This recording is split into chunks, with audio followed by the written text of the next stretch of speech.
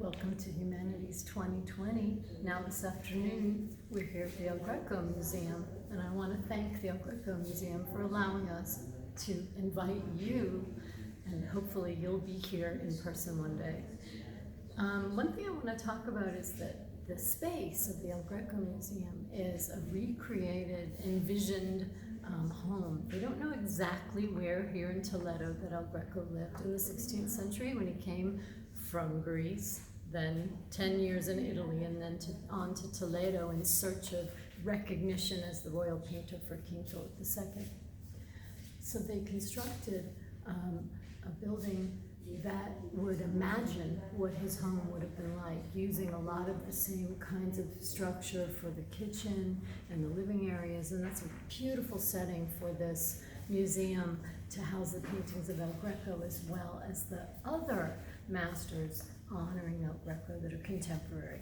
As you know, El Greco's fame and popularity died out not long after he died, and then he received kind of a new resurgence thanks to intellectuals and artists that rediscovered El Greco at the turn of the 20th century in the early 1900s.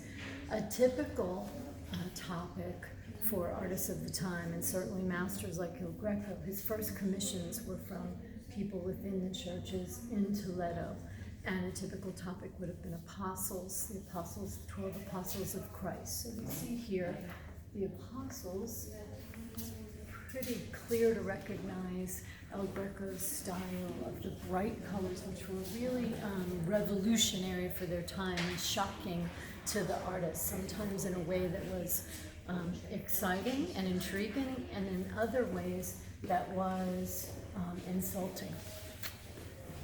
And here we have another painting of El Greco with the city of Toledo. Kind of a postcard, if you can imagine what story is being told, who's telling the story and why. You see a young boy holding a map.